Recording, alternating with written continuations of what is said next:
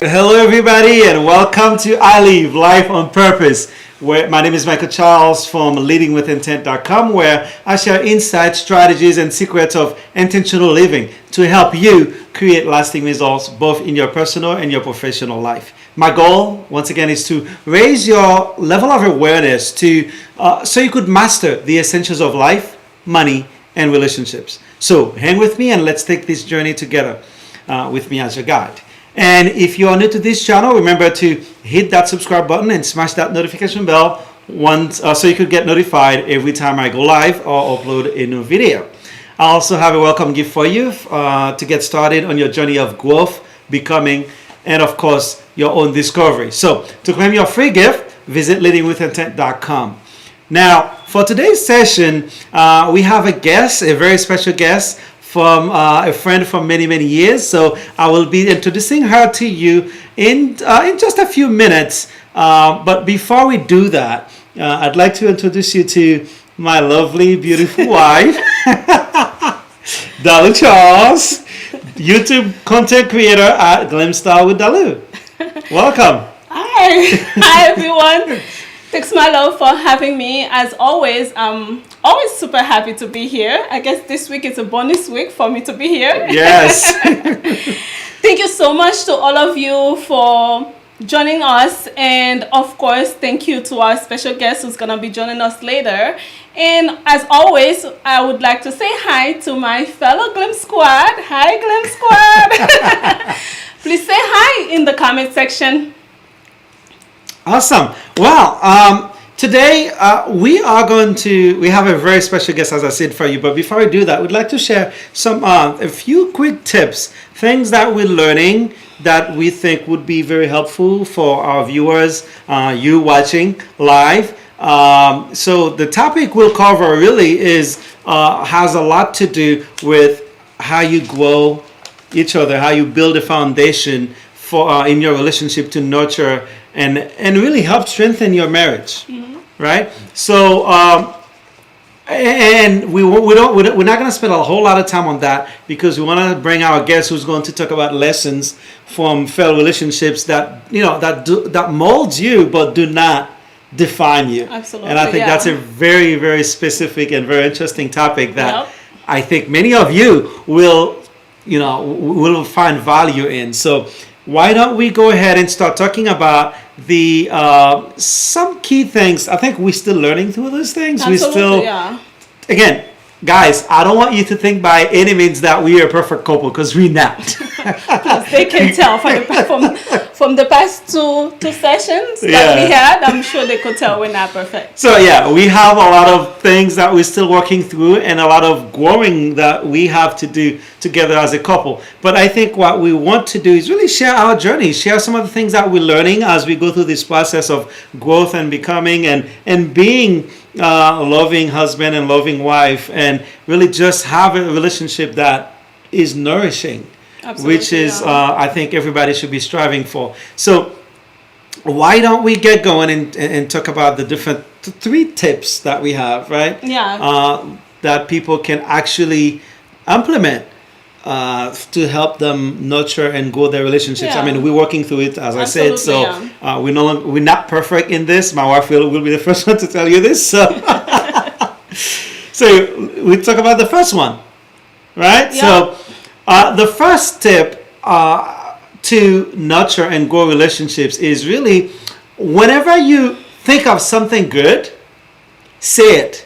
Text it or write it, and we're learning this and we're doing this as we're sharing it with you as well. So as I said, we still growing and struggling through it with our busy lives. Absolutely, right. So I mean, essentially, I learned this through some a minister I was watching, and we were learning from them, and some of the key points is that don't rob people of the blessings of of a positive thought, loving thoughts towards them, and let them know how you feel towards them. Because a lot of time we're so busy we don't remember to take the time to acknowledge people for who they are, what they do in our lives, and how good they are to us sometimes. Yeah, absolutely. And so it's always good to find ways to encourage each other daily, and really like encouragement. It's something that's lacking in a lot of relationships. So I think being able to do that, if you think it, a positive thought about your significant other, say it. Right? I'm sure they'll be very happy to hear it because we don't do it enough. I don't do it enough. You're kidding me. Oh my God. So you keep it together. I mean, one tip that I learned, from that minister is like, you can say things like this, and I'm sharing it with you because I find it very valuable, and I think if you use it as well, it will help you. And that is, one very simple phrase you could say: "I love you because." Right? I love you because, because of how faithful you are to me. I love you because of how in the morning when you wake up you say good morning to me. I love you because of how you take care of my kids, right? Different things like that. And sometimes we forget these things. Absolutely. I know you're smiling because I forget all the time. No, actually I was thinking of something good. I was gonna say I love you because you kiss me good morning every morning. Okay. So yeah. So that's one tip, guys, and that's one of them. You want to share the second one? I mean, before we go to the second one, it's even if they are small, you don't have time to say them. You can text them, you can send an email, whatever you can do at least to make sure that you communicate. For you guys, you can put sticky note. You never know. Some people love sticky notes. In the fridge, whatever you can do at least to communicate that message to your partner. And the second thing that I would have to say, if you think of something special, do it. A lot of time we are so busy, we think of the thing, but we do not want to take the time to do it, or sometimes we get so lazy, we don't want to get up and do what we have to do. So if you think of something special, just do it. If you think of buying her flower, buy her flower. If you're thinking of doing something good or making a special food for your husband or your partner, just do it. Don't delay. Don't think that you're gonna do it later, because later it's gonna be another time. You're gonna have other things that you have to do. You may even have to schedule it. I think Steve Harvey said he wrote something in his sleep, something like that, so he can always remember when to do something good for his wife. Put it on your calendar, whether to buy her flower, date. Schedule your date. I know some people think, it's an intimacy, or it's a little bit corny. Why am I scheduling dates? If you schedule them, you don't have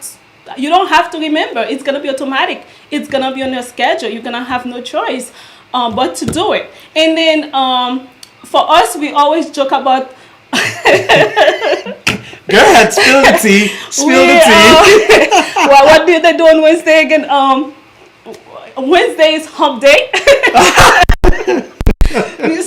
So Wednesday, you can take advantage of that. Wednesday is hump day, Freaky Friday, freestyle on Saturday, whatever you think about. And then we don't have to go all the way to the garden. It doesn't have to be all the way over there, but even just to do something special, just the two of you for 30 minutes, an hour, whatever you can, 15 minutes just for a hug, just do it.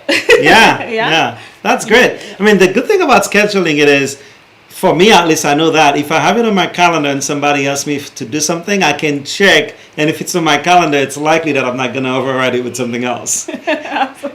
Sometimes I forget to check my calendar, I say yes, and then I get in trouble sometimes. But think about it. When you have special meeting at your job, what do? You quickly put it on your calendar. This is why your relationship should be your number one priority, and that should be the first thing that go on your calendar. So this way you're gonna make sure that it's get done.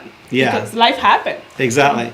All right, guys, I really want to get to our guest, so I'll share this last tip, and then we'll introduce our guest. And I'm sure you're gonna find something very valuable there. So, last tip is,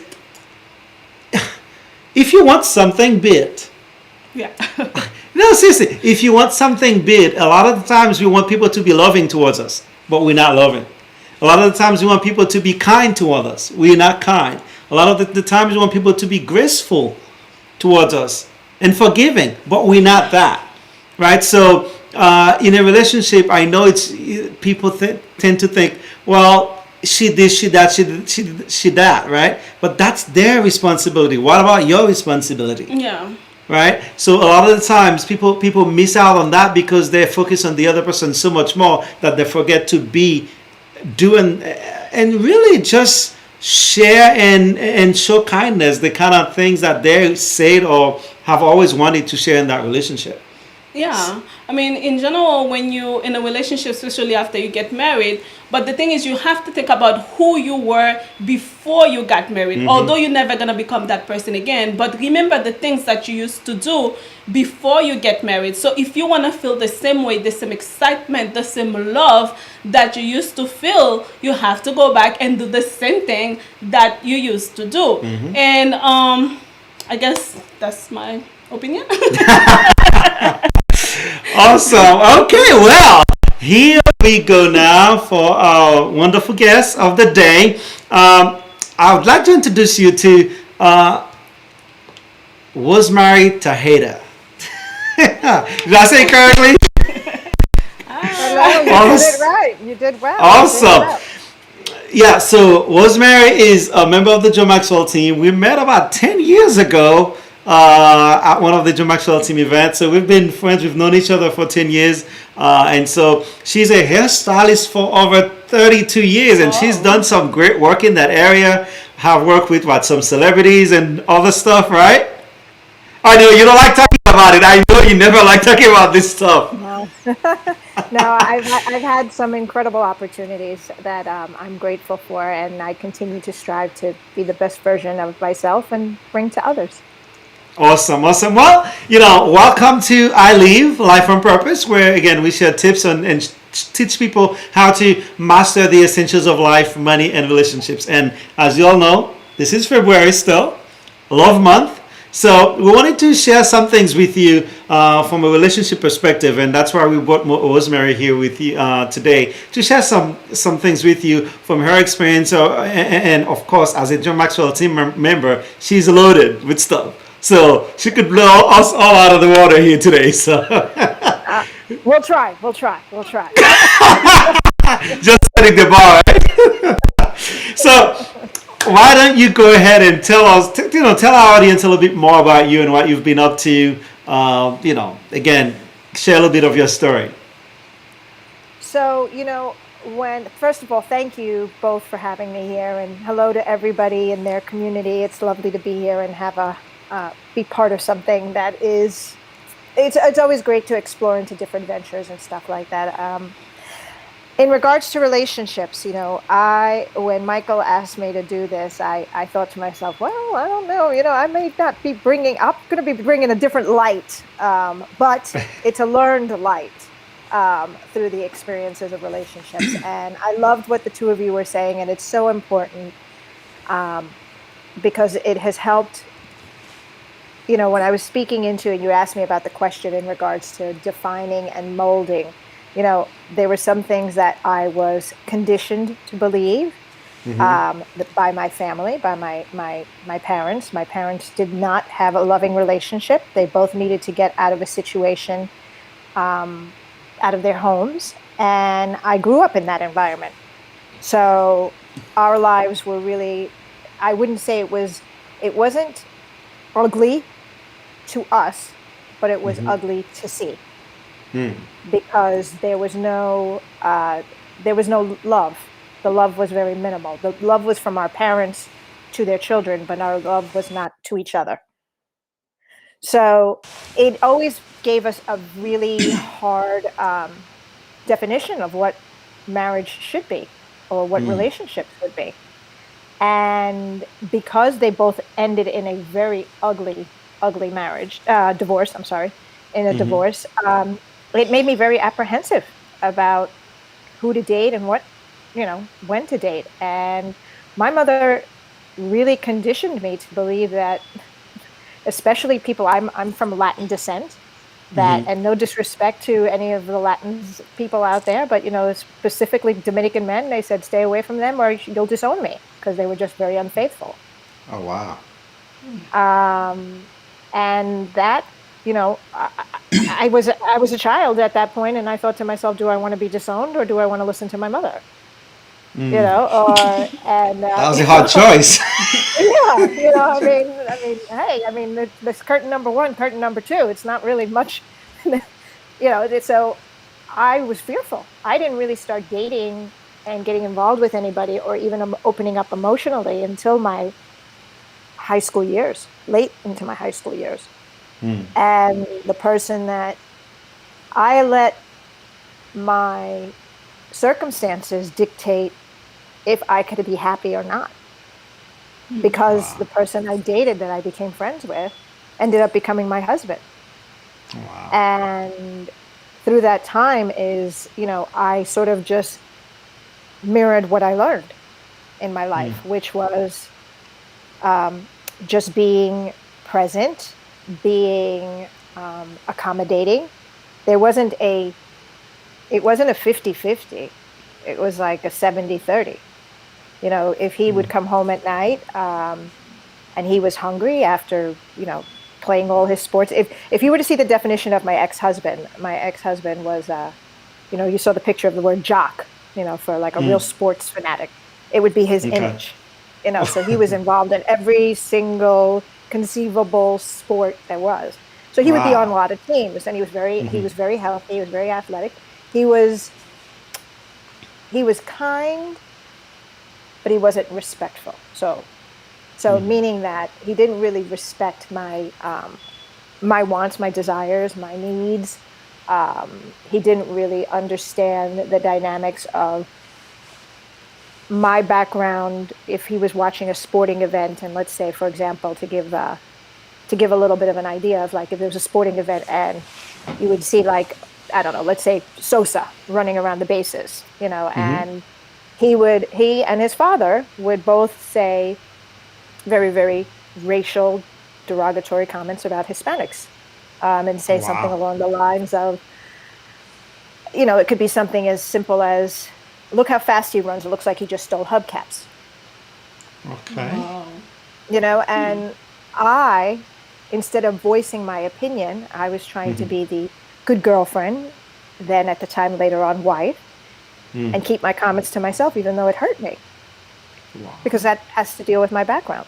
But you see, Yeah. I was also thought that I had to be this person because I saw such an ugly marriage that I felt that if I was the polar opposite and just be accommodating and be behaving, that the marriage would prosper. So if he Wow. needed something at 3 o'clock in the morning and he was hungry, I would be rolling out of bed, even if I had to get up and go to work the next day. So I literally sacrificed my life in order to cater to his. That Wow. was the 70-30. So So that's just kind of how that. denying your own needs and not getting anything out of the relationship just to satisfy that one person Yes. who doesn't seem to care much about what you want and how you feel.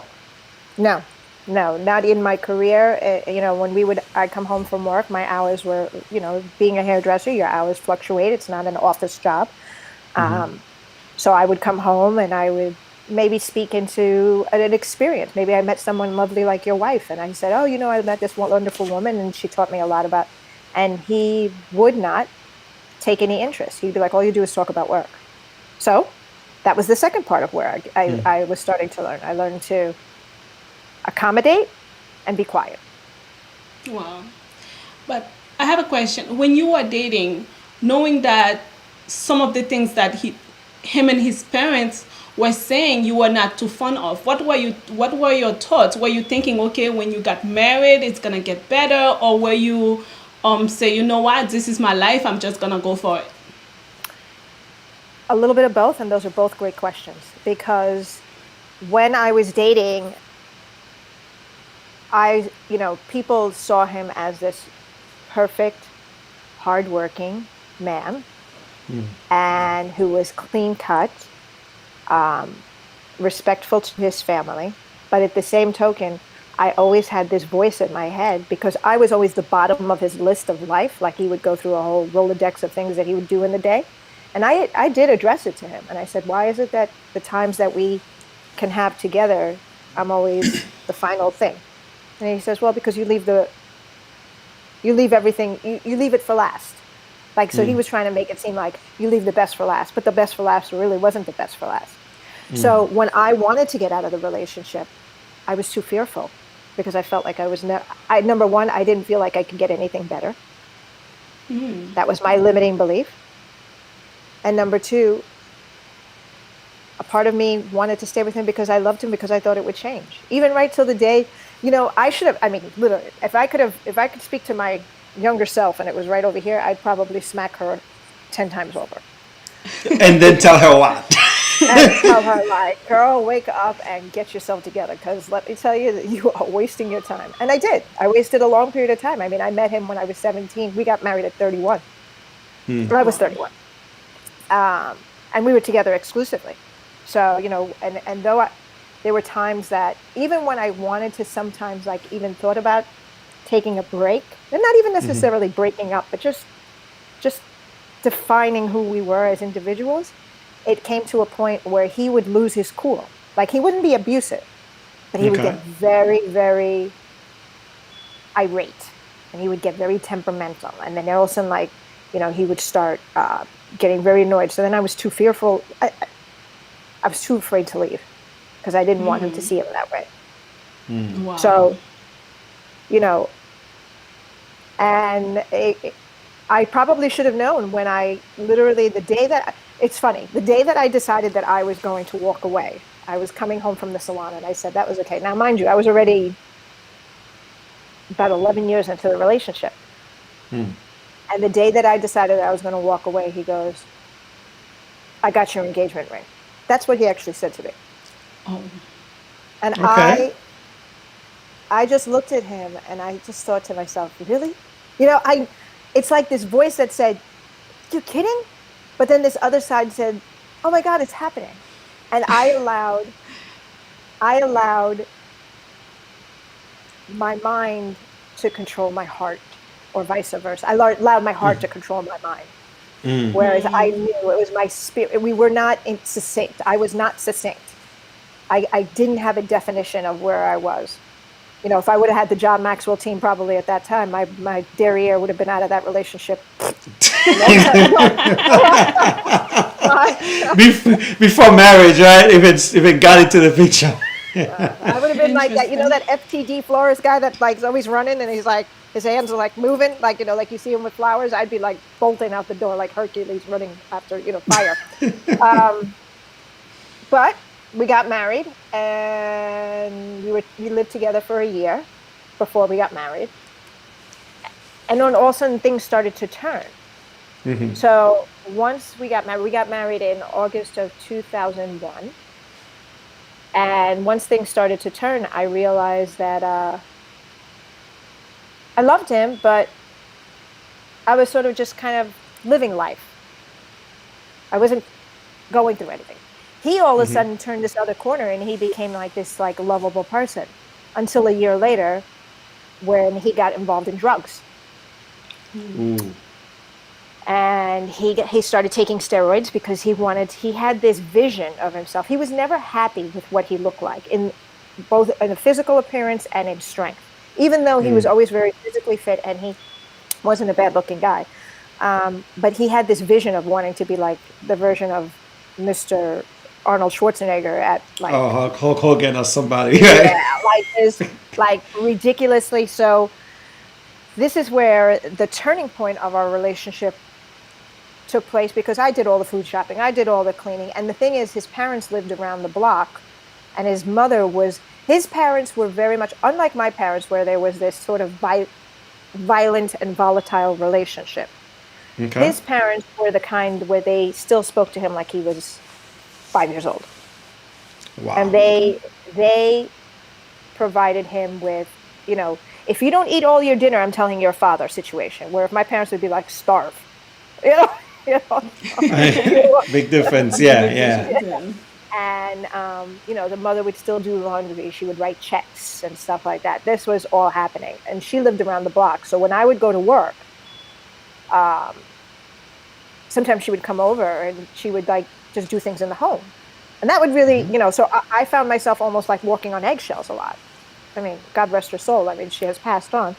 But, I wanted to portray this perfect wife image, and it wasn't that it was all terrible, but it was definitely, I even sacrificed my own family in light of that, because every time my family wanted to do everything, he didn't want to do it. So then I went and did what he wanted to do.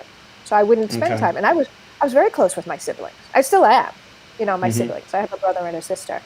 And,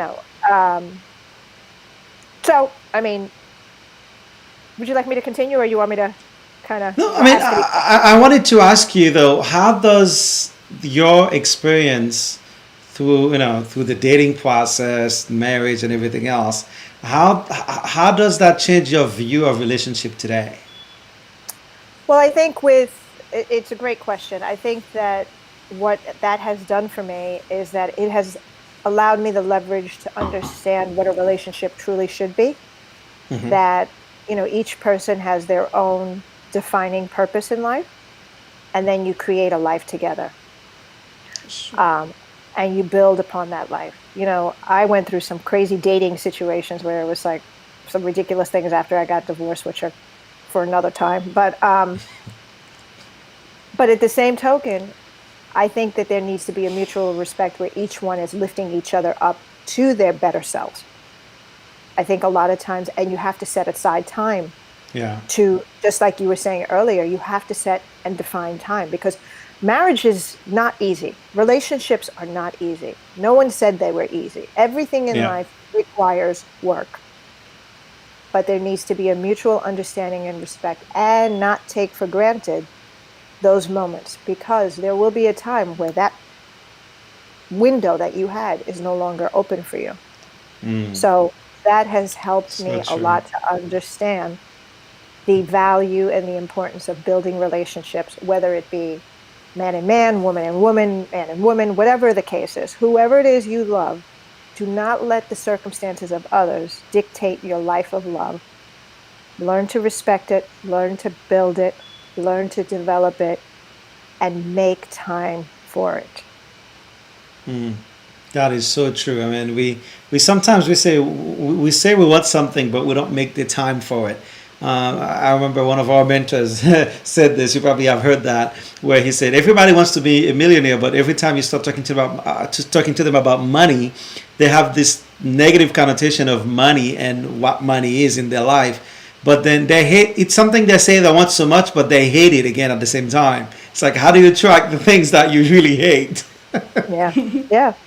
And I think that that's a really valid point. It's just like, it's easy for we as human beings are naturally wired to go more negative than positive. We're just wired. We'll always look at something on the negative side than the positive. But if you just look at the perspective of a different view and take the time to listen, really truly listen, and understand where that person is coming from, and help them understand where you're coming from. You can't do it from after a fight. You have to do it on a neutral ground and just give a different perspective. There'll be such a much more beautiful relationship, because each one should complement each other, not compete with each other. Yeah, absolutely. Yeah. And that I see that a lot in relationships where two couples they're trying to up each other.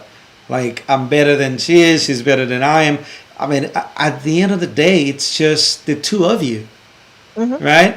You are together, like you said. You're not competing, and also you become as one. If one person looks bad, you look bad. At the same time, you have to understand, when you lift the other person up, that person looks better, you look better. Right. And have understanding and having the wisdom and the balance to actually manage that, I think is very helpful. Yes, most certainly. I agree, 100%. Wow. Any? So, if you are speaking to a young person or someone who just got married, what would you say to that young person in terms of looking for a mate or a partner, a lifetime partner? What would you say to that person? Anyone who is looking, another great question.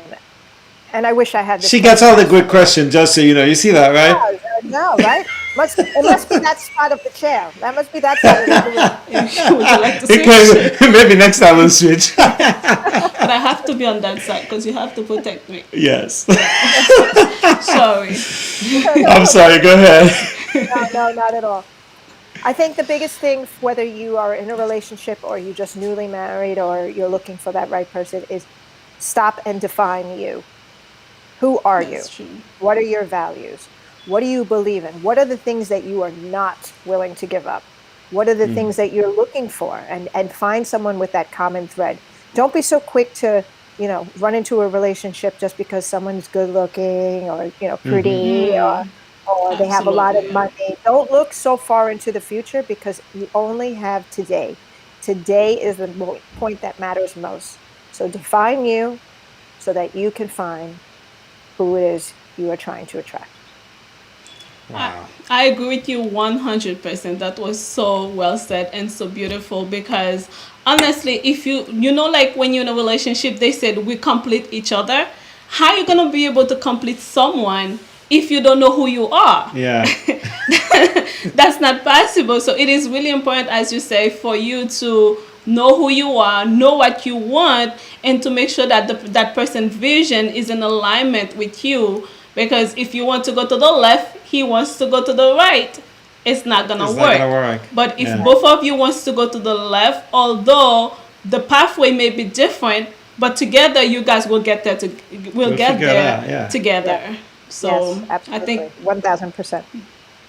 I think you said it well. Yeah, and for those people watching, if you have a comment, you have a question, I mean, Rosemary has shared some wonderful tips about, you define you first, right? Know what your values are, know who you are before you run into a relationship, because otherwise you're just gonna be lost in the relationship, and you won't know what to do.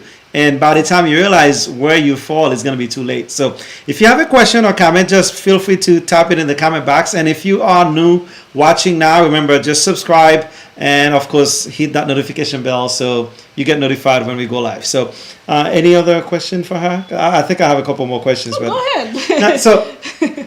Now, you just gave a tip to new people who are trying to get into a relationship. Now, what about somebody who's in a relationship where they feel the same way you felt, right? To begin with, I know there are different train of thoughts out there about marriage, but those this speaks to you, then it speaks to you. Those who it doesn't, and that's fine. But just know that what would you recommend, or what would you tell somebody who's struggling and in the same situation, but is married today and see no way out? Well, there's always a way out. There's always an option. I think what you have to do is you have to decide how much are you willing to take? How much are you willing to lose of yourself before you lose yourself? If there was somebody, if I was speaking to somebody in a current situation where I was, I would ask them, and even ask yourself, what is it that you really want? And why do you want to get out of it? Do you want to get out of it because maybe, they're not giving you enough gifts, or they're not giving you enough love? I mean, there has to be a list of reasons. And you have to also decide how much are you willing to take before you walk away? And if you feel like you can't walk away, it's not true. You can walk away. What you have to do is you have to find somebody who's stronger than you, who can challenge you and push you in a direction, not to tell you what to do, but to help guide you, whether it be a coach, whether it be a mentor, whether it be a pastor, a friend, someone that you can rely on. Because, we speak into, especially in the John Maxwell world, you have two circles, right? Circles of people around you. You have your immediate circle, which is the people closest to you that love you, and they'll always, be there for you no matter what. And then you have your outer circle, and your outer circle are the people that are going to challenge you. You say, okay, you want to do this? Why? And I turn to those second people, that second group of people, probably a little more so than my inner family. Not because my family won't love me, and not that they can't give me the advice. I will go to them when I'm feeling at my weakest. But when I need to be pushed and really challenged and really, really help me see through a lens that I'm no longer able to see, that's when I'll go to my second group. So for someone who's going through that, to just kind of tie up to what you're saying is there is options. You just have to decide how far are you willing to become the punching bag. Yeah, and really use your circle of advisors, as you said. I think Yeah. a lot of us are not, we're not using our circle of advisors in the right way, or we don't even know to actually build a circle of advisors to begin with. Yeah. And I think that keeps a lot of people stuck in the same situation with no change in sight. Yeah. Well, I think that also speaks into who are you when you're defining. And that's what we were talking about with Dalou. When you know who you are, you'll start to naturally attract those people because they'll start to come to you because you've defined yourself and you Yeah. live in what you're doing. So that circle is out there. So if you can't find those people, that's because maybe you still have yet to establish who you are and what That is you're so willing true. to deal with or not. So it's out there. It took me a long Yeah. time. A long time. Yeah. Yeah. I think once you know who you are, you immediately know what you want, which is very interesting. Yeah, because it Yeah. will be in alignment, Yeah, right? it will be an alignment. There are things you already know. Okay, he's great, but there is this. We're not gonna deal with that. Or Right. she's fabulous. She's the most beautiful woman I've seen. But hey, this is a no for me. Yeah. So you already know it's not gonna work out because a lot of time we let beauty and other things, physical aspect, blind Right. us, and then expecting when we get married or once we fall in love, everything is working well, things will change, and unfortunately a lot That of doesn't time happen. that doesn't happen. Yeah. Yeah, what you see is what you get. Right. Maybe. And the other thing too, though, right? When you dating, the attitude, the type of relationship you have, will likely change for the worse once you marry because the person will think, oh yeah, okay, I've got her, I've got him, I don't need to do anything else, kind of thing either. Yeah. Yeah. But Right. that is a great mistake that a lot of couples are making. They think once I got married, I don't need to do anything else again. I have Yeah. her, that's it, I'm done. And this is where everybody gets in trouble. I think everybody is guilty of that one. In some ways, I would say Some that, ways, right? I would think. Yeah. Yeah. But as long as you are, go ahead, please. No. Go ahead. I'm sorry. You would please finish what you were going to say. No, I was saying as long as you're aware of it and you're making an effort to change that around, to not let that become permanent in your relationship, you're constantly working on it, knowing that, okay, I have to keep trying, I have to keep fighting, I have to keep working hard. And as you keep working, the work become lighter, because it become habits. So you don't have to worry about, you don't have to think about certain things anymore. Some of them becomes natural to you. Yeah. Yeah. Yeah. I wanted to share quickly, briefly, a story that I saw of a friend of mine, a fellow hairdresser. And I thought this was such a beautiful story because I just saw it today. So she had been going through some weight issues and she had lost a lot of business due to, like everybody else, due to the COVID situation. And her husband is a police officer. They're based in New York. And of course, then there's the whole flip side of everybody having issues against the police officer and stuff. And she and let's just say they were married. They've been married for quite some time. And they were having a lot of rocky little situations that were happening, especially because of the circumstances of the world. Well, yesterday, he showed up at her job and he told her, he showed up at her job and he says, I have some reservations for us. And he took her to dinner and he bought her this beautiful ring to signify. And he wrote down in the ring, he had it engraved, and he says, he said, with love, and he put the date that they got married. However, Wow. they celebrated on the date that they met. And he says, and he wrote down on a note all the reasons why that he would love her all over again. Oh, Basically. Wow, He- that is so so- beautiful. And it was such a beautiful thing. And he bought her a new ring and he had it designed, and he had significant, he had signified special designs on the ring. It was a beautiful ring because first of all, she lost the weight, so she couldn't wear rings anymore. So he bought her Okay. basically a new band, and he put symbolic things that define their relationship. And it's not about, the point is it's not about, the cost or all those things. It's those special, like you two were saying earlier, which was so lovely. It's just do something. If you feel something that you need to say something to that person that's special, say it. Signify something, because that leaves a lasting. And no one's going to ever get upset at you that you tell them that, they look beautiful, or I love you today because of, no one's ever going to be like, oh, really? It's almost humanly impossible unless you hate the person, and if that's the case, get out.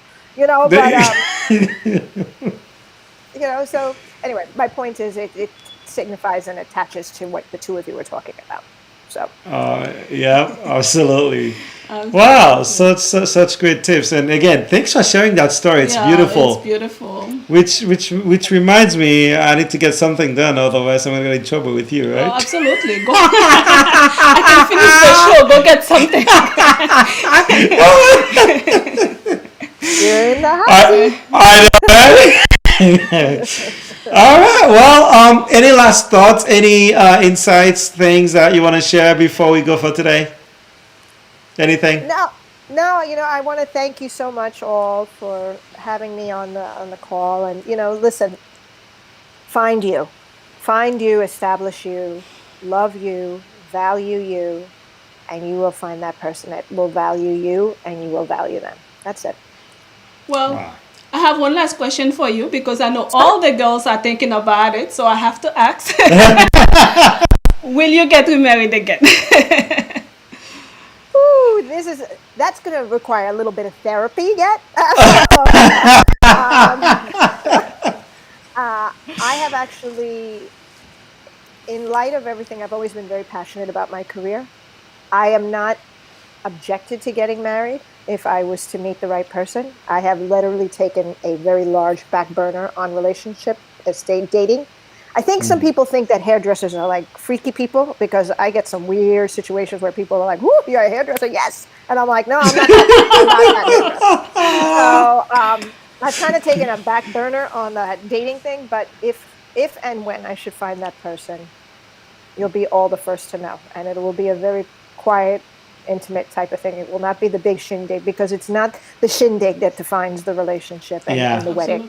It's the moment of two people joining together as one. That's the most beautiful part. So absolutely. Wow. That is such a wonderful way to end this. Yeah. You said she was gonna brought it. She brought it. Yes. You brought it. Yeah, that was such a different perspective. Yeah. I mean, I love and I'm so glad I invited you, because I know you're like, oh, should I share? And I'm so glad, again, you shared your story. And I think a lot of people will learn from it. And, a lot of young people are dating right now. They don't understand, what could get them in trouble later. And having, hearing it from somebody who've gone through this, who've experienced this, is priceless. Yeah. Right. And I think her story can resonate with a lot of people, because a lot of people are in marriage, but they are lost. They don't know what to do. They don't understand, or even when sometimes you are in a bad relationship, you think that's normal. That's what it's supposed to be.